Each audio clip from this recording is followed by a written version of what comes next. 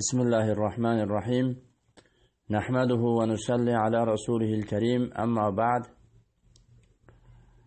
عزيز وحرمت لي برادرlarimiz السلام عليكم ورحمة الله وبركاته. درس حديث davomida bugun yana bir hadis-i sharifni tarjima va qisqacha mafhumini xizmatimizga arz etamiz. عن أبي سعيد الخدري رضي الله عنه أن رسول الله صلى الله عليه وسلم قال: لا ضرر ولا ضرار.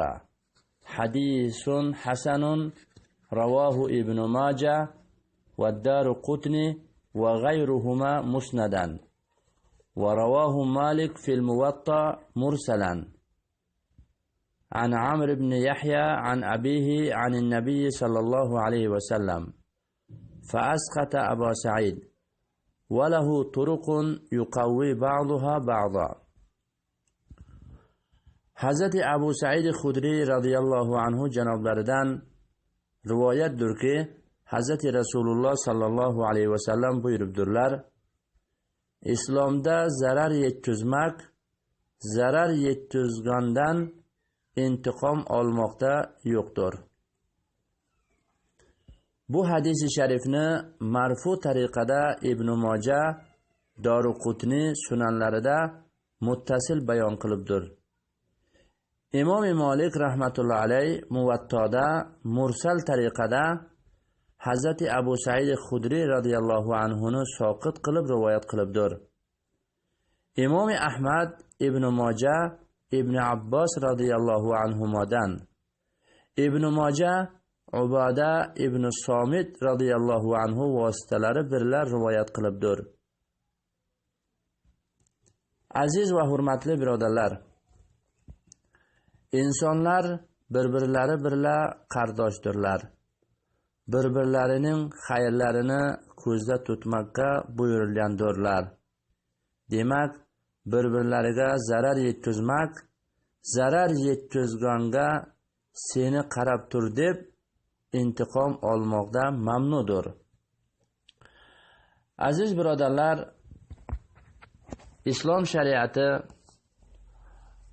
shomil va komil bo'lishi bois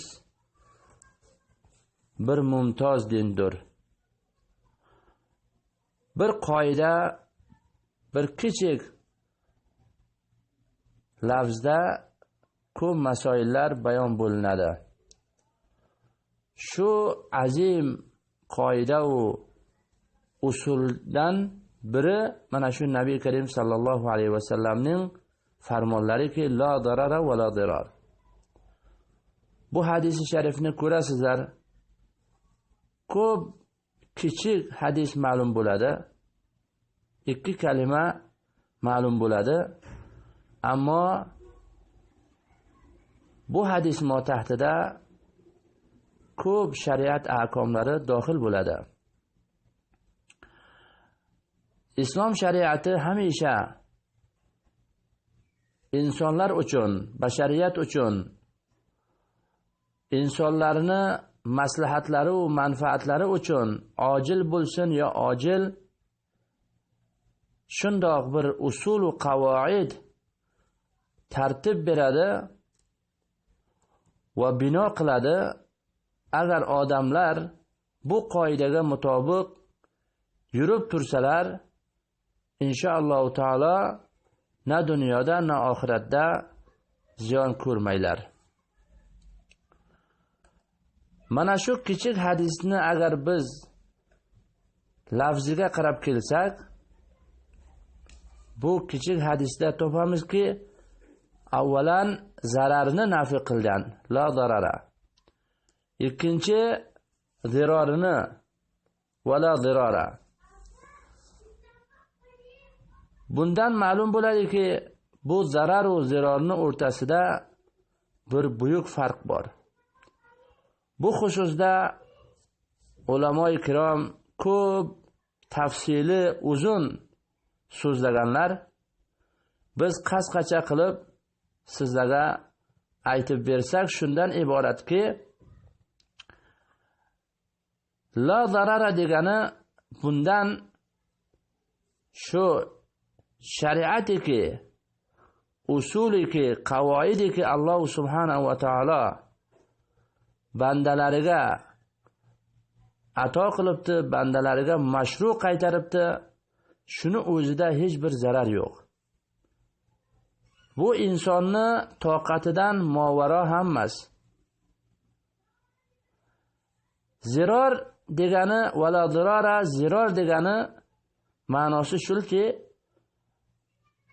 musulmonlarni boshqalarga zarar yetkazishdan yo bir zararli narsani fe'lidan qilishidan mana qilishdir. Binobarin sobit bo'ldi. Bu shariat islomiy bir rahmat va osonlik dindir. Har bir narsani insonga mashru' qaytargan insonni foydasigadir. İnsonni taklifidan bolo emas. La yukallifullohu nafsan illa wus'aha. Ahyonan insonni tavonidan bolo bo'lgan chog'ida ham shariat u joyda unga ruxsat beradir. Masalan, safar holatda ro'za tutmaslik yo ba'zi avqat namozlarni jama qilish shu qism misollar.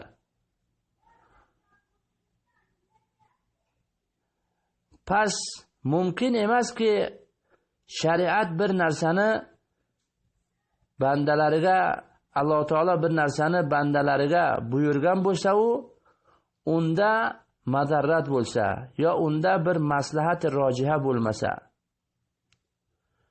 zarur bi zarur Alloh taolo o'zi xoliq, o'zi roziq, o'zi hakim, o'zi latif. Bandalarga qaysi narsa muvofiq, foydali, o'shani mashru' qaytaradi.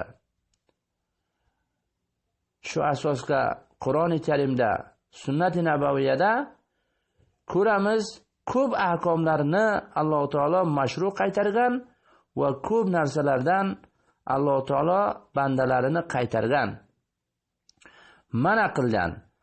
Bahotir aziki, unda bir xubs bor, unda bir mafsada bor. Chunonchi Alloh taolo A'rof surasini 157-oyatida aytadiki: "Va yuharrimu alayhimul khaba'is."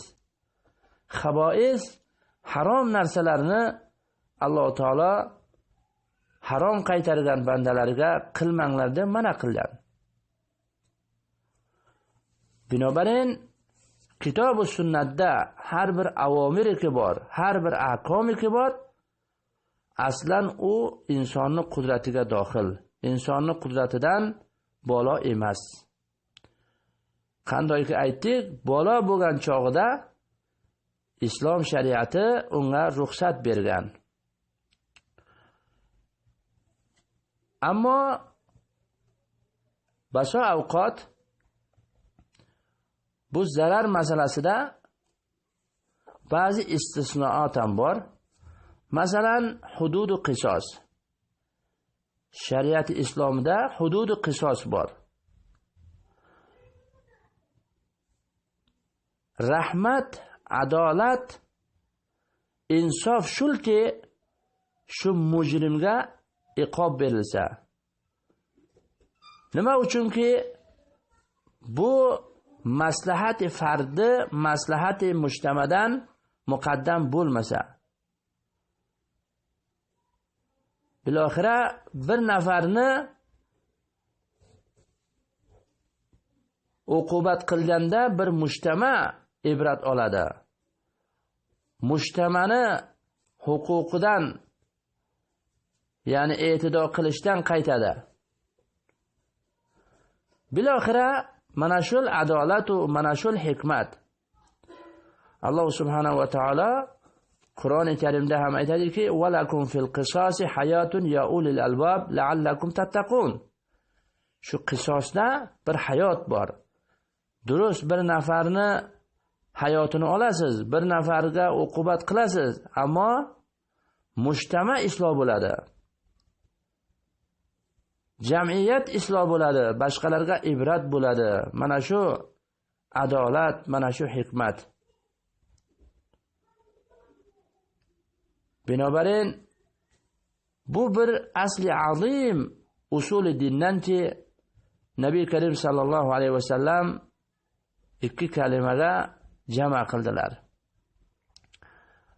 Agar inson shariat tarafdan muqarrar bo'lgan qonun va qoidaga amal qilsa, iltizom qilsa, boshqalarning huquqini o'zini haqqidek bilsa, boshqalarning zararini o'zini zararidek bilsa, jamiyatda janjollar bo'lmaydi. Jamiyat hammasi bir-birini hurmatiga qoyil bo'ladi. Islom bir rahmat. Bir birodaringni foydasini o'z foydangga o'xshab ko'r. Bir birodaringni zararini ham o'z zararingdek bil. Mana shu ehsos, mana shu shuur jamiyatda topilsa, har bir fardi musulmonda topilsa, bu fazo bir iymoniy, vijdoniy, bir adolatiy fazo bo'ladi.